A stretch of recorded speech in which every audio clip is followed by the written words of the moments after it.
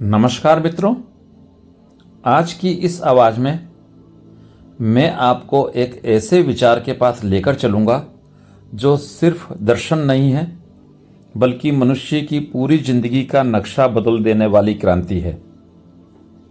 यह विचार किसी किताब में बंद नहीं, किसी मंदिर में कैद नहीं, किसी संप्रदाय की सीमा में सीमित नहीं।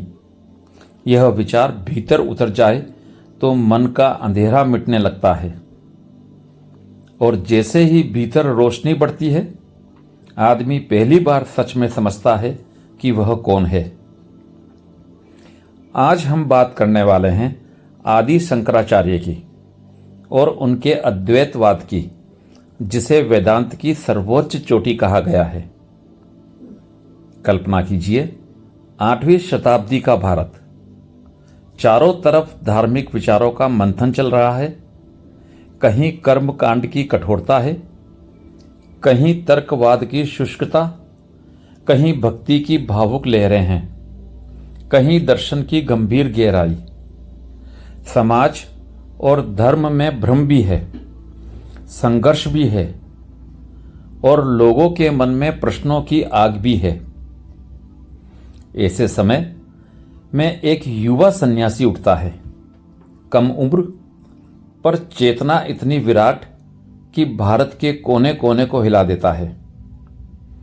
यह युवा सन्यासी था आदि शंकराचार्य। शंकराचार्य की खासियत यह है कि वे केवल संत नहीं थे, केवल दार्शनिक नहीं थे, केवल तर्कशास्त्री नहीं थे, केवल कवि नहीं थे। वे इन सब का अद्भुत संगम थे। उन्होंने शास्त्रों की गहराई को जिया, अनुभव की ऊंचाई को चखा, तर्क की धार को साधा और फिर एक ऐसा दर्शन दिया जो आज भी उतना ही ताजा है जितना तब रहा होगा। वह दर्शन है अद्वैत। अद्वैत शब्द का अर्थ सुनने में सरल है, द्वैत नहीं, यानी दो नहीं। पर दो नहीं का मतलब क्या? दो नहीं तो फिर एक, पर वह एक भी ऐसा नहीं जैसा हम समझते हैं। हम सोचते हैं एक मतलब कोई एक वस्तु, एक व्यक्ति, एक सत्ता। लेकिन शंकराचार्य का एक कोई वस्तु नहीं, कोई आकृति नहीं, कोई मूर्ति नहीं। वह एक है ब्रह्म, यानी शुद्ध चेतना, असीम सत्य, परम अस्तित्व।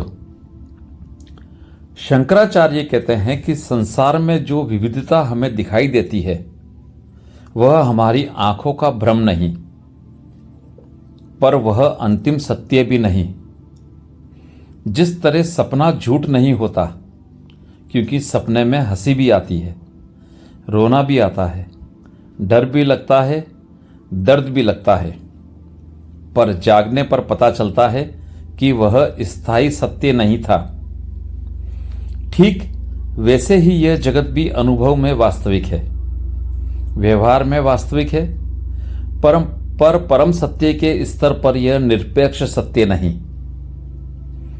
यहां शंकराचार्य का सबसे प्रसिद्ध वाक्य आता है, ब्रह्म सत्यम जगन मिथ्या जीवो ब्रह्मोव नापरः, जिसका भावार्थ यह है, ब्रह्म सत्य है, जगत मिथ्या है और जीव ब्रह्म से अलग नहीं। पर ध्यान रखिए, मिथ्या का अर्थ झूठ नहीं, मिथ्या का अर्थ है जो ना पूर्ण सत्य है न पूर्ण असत्य, जो दिखाई देता है, अनुभव होता है, काम करता है, पर अपनी स्वतंत्र सत्ता नहीं रखता। जैसे अंधेरे में रस्सी को सांप समझ लेना, सांप दिखाई देता है, डर पैदा करता है, पर वस्तु के रूप में सांप है नहीं। जब रोशनी आती है, सांप मिट जाता है, रस्सी रह जाती है। शंकराचार्य कहते हैं, अज्ञान अंधेरा है, ज्ञान प्रकाश है। अज्ञान में जगत अलग अलग प्रतीत होता है, ज्ञान में वही जगत ब्रह्म की अभिव्यक्ति बन जाता है। इसलिए अद्वैत का पहला काम है सत्य और प्रतीति का अंतर समझाना। जो दिखता है वह हमेशा वही नहीं होता जो है। अब शंकराचार्य की सबसे क्रांतिकारी घोषणा सुनिए। ब्रह्म को बाहर मत खोजो, क्योंकि ब्रह्म तुम ही हो। यह कोई भावुक बात नहीं, कोई प्रेरणादायक नारा नहीं। यह शंकराचार्य की दार्शनिक निष्कर्ष है। वे उपनिषदों का आधार लेते हैं। उपनिषदों में 4 महावाक्य है। अहम ब्रह्मास्मि, मैं ब्रह्म हूं। तत्वमसि, तू वही है। प्रज्ञानम ब्रह्म, चेतना ही ब्रह्म है। अयमात्मा ब्रह्म, यह आत्मा ब्रह्म है। इन महावाक्यों का सार यही है कि भीतर की आत्मा और ब्रह्म अलग नहीं। जो अंतर लगता है वह अज्ञान का पर्दा है। अब प्रश्न आता है, अगर मैं ब्रह्म हूं तो मुझे दुख क्यों, मुझे भय क्यों, मुझे लालच क्यों, मुझे चिंता क्यों? शंकराचार्य कहते हैं, तुमने अपनी पहचान गलत पकड़ ली है। तुमने अपने शरीर को मान लिया, मन मान लिया, अहंकार मान लिया, रिश्ते मान लिए, पद मान लिया, संपत्ति मान ली। यह सब तुम्हारी पहचान के कपड़े हैं, तुम नहीं। यही बात शंकराचार्य ने बहुत सुंदर ढंग से निर्वाणाष्टक में कही। अर्थात मैं मन नहीं, मैं बुद्धि नहीं, मैं अहंकार नहीं, मैं चित्त नहीं। वे बार बार एक ही निष्कर्ष पर ले जाते हैं। चिदानंद रूपः शिवोहम, शिवोहम। मैं चैतन्य आनंद स्वरूप हूं, मैं शिव हूं। अब सोचिए यह कितना शक्तिशाली है। जब आदमी भीतर से जान लेता है कि मैं शरीर नहीं हूं, तब मृत्यु का डर ढीला पड़ जाता है। जब आदमी जान लेता है कि मैं मन नहीं हूं, तब चिंता का जाल टूटता है। जब आदमी जान लेता है कि मैं अहंकार नहीं हूं, तब क्रोध, तुलना, ईर्ष्या, अहंकार सब कमजोर पड़ने लगते हैं। यही अद्वैत का असली फल है। पर अद्वैत को गलत समझने वाले बहुत हैं। वे कहते हैं अद्वैत तो दुनिया को झूठ बताता है, फिर कर्म क्यों करें, जीवन क्यों जिएं, परिवार क्यों निभाएं। शंकराचार्य इससे सहमत नहीं। शंकराचार्य कर्म को नकारते नहीं, वे कर्म को सही जगह रखते हैं। उनके अनुसार कर्म जरूरी है, पर कर्म का उद्देश्य क्या है? कर्म का उद्देश्य है चित्त शुद्धि। मन जितना निर्मल, ज्ञान उतना स्पष्ट।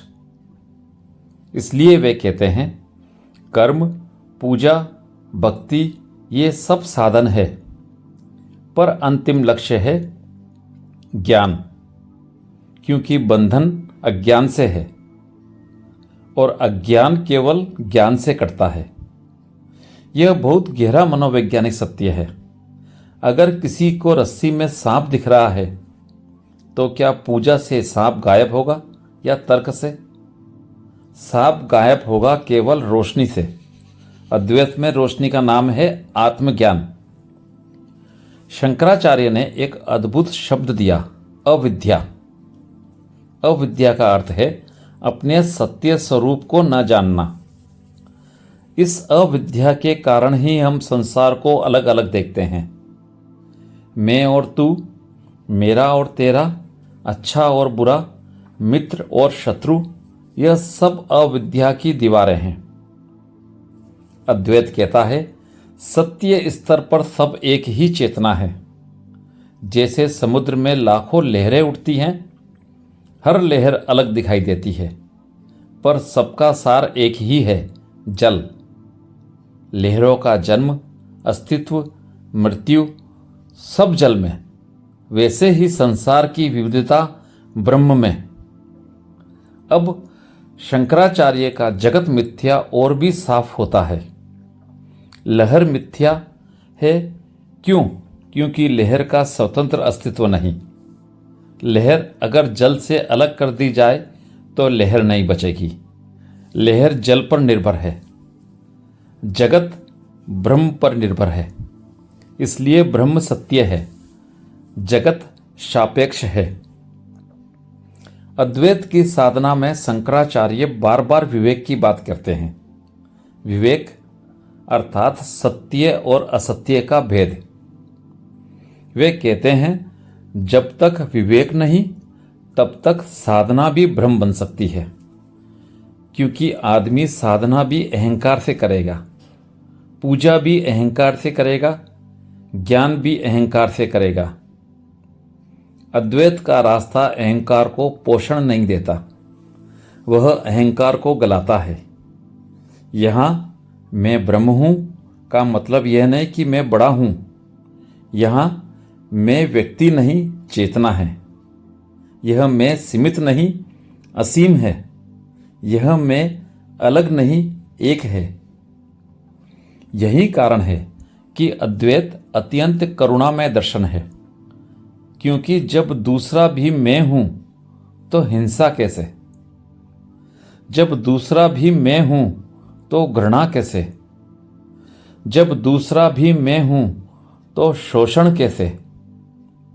अद्वैत का नैतिक निष्कर्ष यही है, जो तुम करते हो वह तुम ही पर लौटता है, क्योंकि अलग कोई है ही नहीं। शंकराचार्य ने यह दर्शन केवल भाषण में नहीं कहा, उन्होंने अपने जीवन से बताया।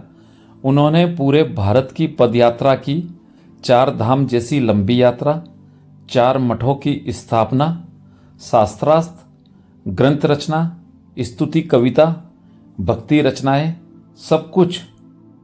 और यह सब इतनी कम उम्र में कि आज सोचकर भी आश्चर्य होता है। उनका जीवन कहता है, अद्वैत ज्ञान जीवन विरोधी नहीं है, अद्वैत जीवन भेदी है। जीवन के भ्रम को भेद कर सत्य तक ले जाता है। उनकी रचनाओं में भज गोविंदम भी है। इसमें वे सीधे सीधे मनुष्य को झकझोरते हैं। वे कहते हैं, धन, युवा, मोह, इनमें मत उलझो, मृत्यु आ रही है, जो सच है उसे पकड़ो। और गोविंद का मतलब केवल कृष्ण नहीं, परम सत्य का स्मरण है। अद्वैत का अंतिम संदेश यह नहीं कि संसार छोड़ दो। अद्वैत का अंतिम संदेश है, भ्रम छोड़ दो। संसार नहीं छोड़ना, आसक्ति छोड़नी है। बंधन नहीं जगत, बंधन पकड़ है। बंधन सत्य नहीं, बंधन भ्रम है। अब आप पूछेंगे, तो इस ज्ञान का व्यवहारिक अर्थ क्या है? अगर मैं ब्रह्म हूं तो मैं जीऊं कैसे?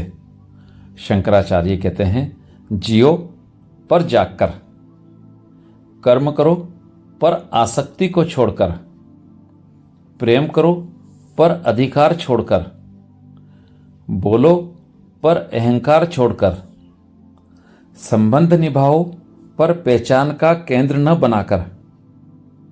फिर एक समय ऐसा आता है जब भीतर एक मौन उतरता है, जैसे झील की सतह स्थिर हो जाए और उस स्थिरता में सत्य प्रतिबिंबित होता है।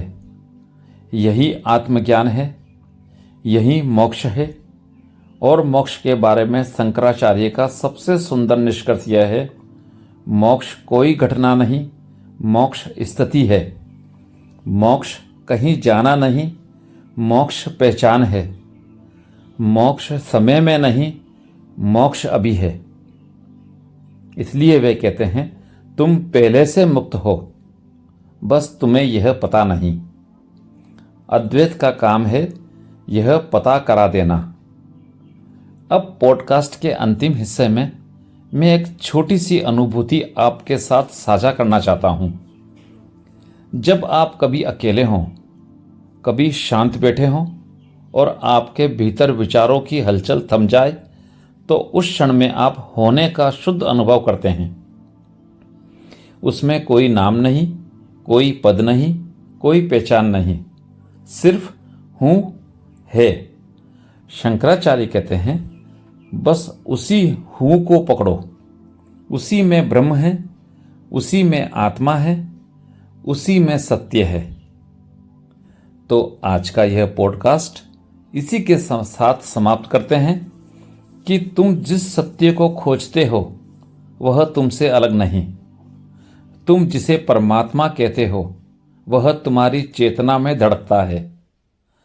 तुम जिसे मोक्ष कहते हो वह दूर नहीं, अभी है। और आदि शंकराचार्य की आवाज आज भी हमारे भीतर गूंजती है, अहम ब्रह्मास्मि। यह यात्रा आपको कैसी लगी? कमेंट करके जरूर बताएं। अच्छी लगी हो तो सब्सक्राइब करें, लाइक करें और शेयर करें। धन्यवाद।